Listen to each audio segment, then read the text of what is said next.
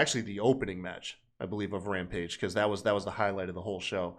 To now challenge the Young Bucks at All Out in a steel cage, which should be one of probably 3 match of the year contenders that's going to take place at All Out. Yeah, it's gonna be fantastic. God bless the tag division. I'll say, man, if there's one thing, say what you want. You know, if you're into it, it's really good. But I get where people criticize, like, what are the rules and all of that.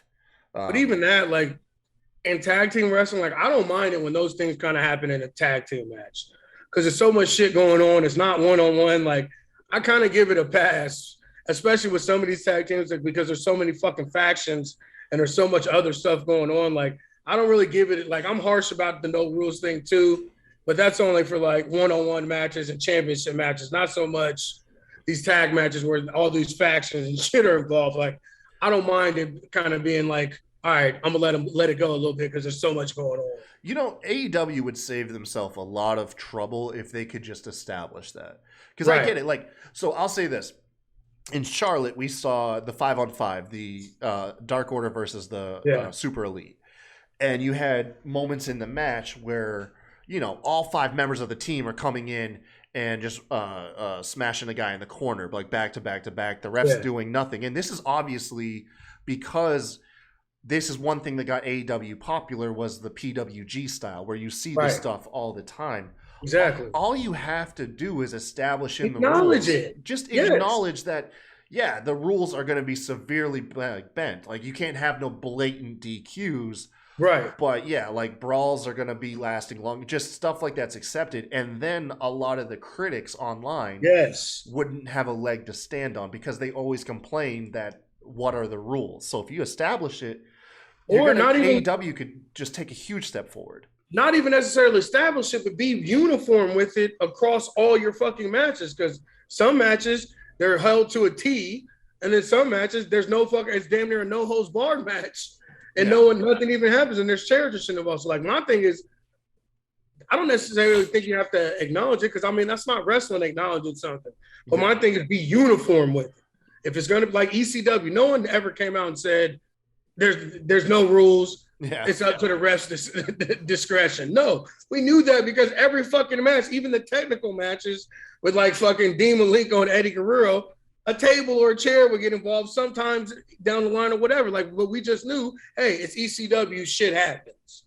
Like, that's the thing I need. They fucking need to hammer it out. Like, it's across the board, not just in the 10-man match, not just in a fact. You know what I'm saying? Like, all the matches have this are. It's lax. Sorry, bud. Or hey, it's up to the fucking referee what he wants to allow. Leave it at that. Yeah, leaving it up to your fans to explain the rules to people who are criticizing it isn't going to get people to take that seriously. It's got to come straight from the show. And like you said, those are the two ways. Either address the matches individually or just, like you said, be a uniform across the board.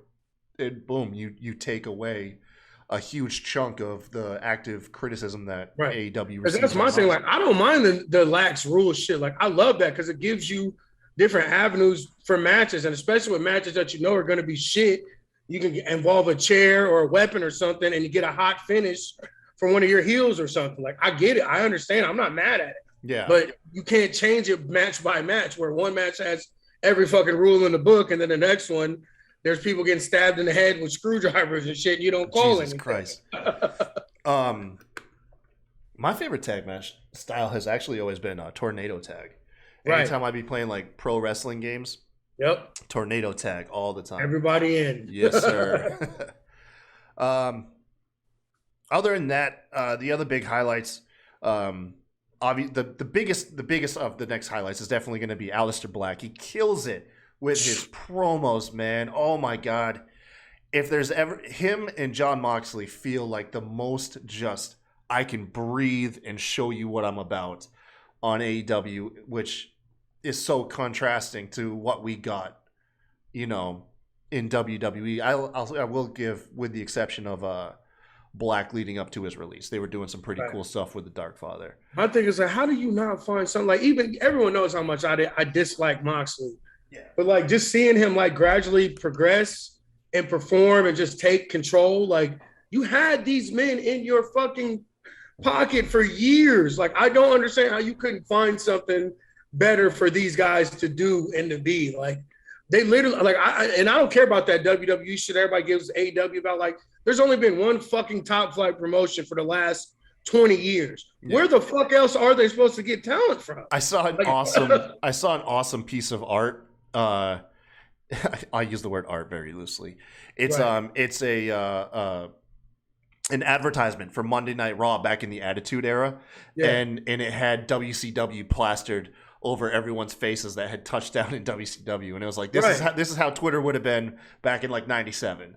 Exactly. You know? It's very true. Like, that's the one thing I will always defend AEW on is, like, where exactly are they supposed to get talent from? They've signed up all the indie talent, and WWE has all the fucking people stashed away, not doing shit. Like, where are they supposed to get talent from? You are supposed to snatch up every fuck up that WWE releases. You snatch them. Like, I don't know why they haven't got Braun yet. Like, I would have had Tony Khan at I'm Braun's pretty sure doorstep. Braun's going back to WWE. I'm just saying, if I was Tony Khan, I would have been, the moment his 90-day or whatever the fuck was up, I'd be at his door in Kentucky or wherever the hell he's at now, banging down the door with the Brinks truck behind me. Like, I just would. Like, as much as I hate Braun. Everyone knows that. I hate Braun. But Braun, it would be the biggest fucking star in AEW before CM Punk came back. But I mean, the biggest current star that they have, and bro, like, dumb. Like, I would have been got all these guys. Yeah. I'm going to talk to you a little bit about, like, who I really want to see. And it's, of course, it's going to come down to WWE. Here's the thing. If you're trying to build a roster, which you're going to claim is going to have the most talented people, professional wrestlers out today, a lot of them are going to come from WWE. This isn't hidden. No. The internet. This is what cultivated the IWC, was the acknowledgement that WWE scoops up the most talented people on the planet and then squander their talent. Facts. So the fact that we're picking them up from WWE, this is what we used to say. They were already talented, and keep that same energy. They wouldn't be there if they weren't talented. Exactly.